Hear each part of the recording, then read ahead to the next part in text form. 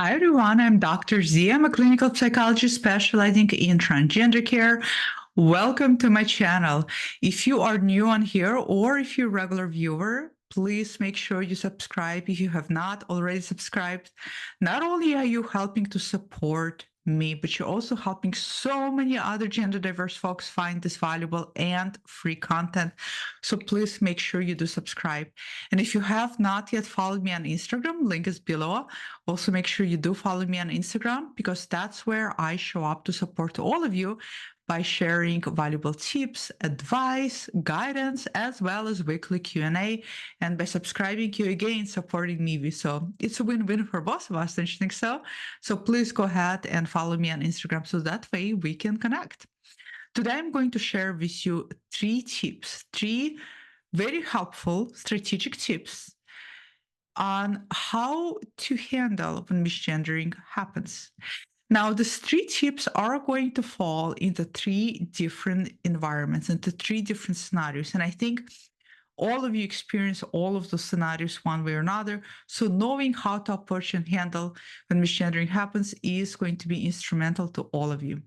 I know that when you start out gender transition, or even if you're not going through gender transition, when you're just starting to express who you are, I know that going out there and when misgendering happens can be excruciatingly painful. It can really feel destabilizing and it can really feel as if the rug has been pulled underneath your feet.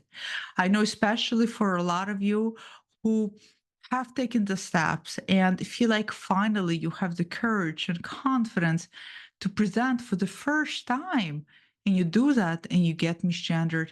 Oh, it's just painful. I've seen so many clients, to be honest, I can't even count on my both hands how many clients have I seen over the course of my career who experienced misgendering, how hurtful that is, how it starts to spin you in the direction of this vicious cycle of wondering, am I doing this right? Is this ever going to work? Am I ever going to be seen as my authentic self? It really creates a lot of doubt in your mind. It really breeds a lot of confusion. Let's just be honest, misgendering sucks. Misgendering is painful. There's absolutely nothing positive nor pleasant when misgendering does happen. So, if any of you have experienced misgendering, my heart truly does goes out to you. And please know that for a lot of people, that's part of the process. I wish it wasn't part of the process, but we live in a world where people still see binary perceptions of gender and people respond based on that. So, please know that you're not alone. A lot of people in your gender community have experienced similar things.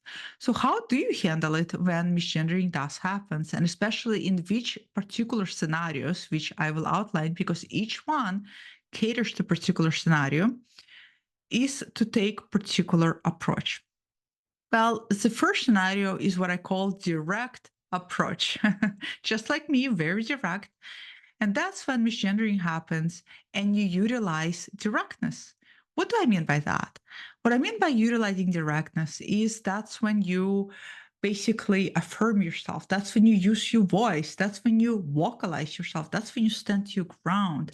That's when you own who you are. That's when you feel empowered by looking at the person who has misgendered you and say, hi, you just misgendered me. My pronouns are actually and course correct them. And you do it in just simplistic way. You don't necessarily put them down because chances are, in my experience, at least with a lot of my clients, a lot of people who do experience misgendering, it tends to be a benevolent misgendering, meaning it's by folks who just try to do their best or they blur out the first things they presume in their brain that they're perceiving. And a lot of people really don't mean what they do. I really wish people were more mindful and people would think before they actually spoke. But the reality is that people don't do that. So a lot of times misgendering happens because it truly is a genuine mistake. So in those cases, the direct approach is a wonderful way for you all to practice not only rooting yourself in your sense identity, but when you do that, you become much more comfortable in owning who you are. Now, this direct approach works the best in scenario where you feel safe, in scenario where you really can tell that it's a benevolent mistake. You went to shop for groceries and a grocery clerk misgendered you, and you can tell they just blurred out something and it's a complete mistake. That's a great place to utilize direct approach and to course correct them. Let's say you drop your kid at the school and their teacher misgendered you. Again, you sense it's benevolent. That's a great way to course correct them. Among family members, let's say your sisters, your brothers, your siblings, your parents even are working on adjusting themselves, and they blur it out, and you can tell it's an accident. You can tell they're not trying anything by it. That's a great time to use direct approach. Direct approach is going to be great in those scenarios. Again, we're talking about places where you feel you are safe. If the scenario doesn't feel safe, I would not recommend direct approach, because when people go out of their way to misgender somebody by trying to be mean, by trying to be a bully, these are the people that have power over dynamic. These are the people who are not interested in win-win situations. Power over dynamic means I'm right and you're wrong, period. And I don't care what you have to say, and I don't care what you think. They're out there to hurt. Hence, they're being a bully. And when you take direct approach with a bully, you are putting yourself at a risk position, because bullies tend to retaliate. And I don't want any of you to be in a risk position, because trust me, it's so not worth it when it comes to bullies. Bullies are small. Bullies are people with always hurt people, hurt people.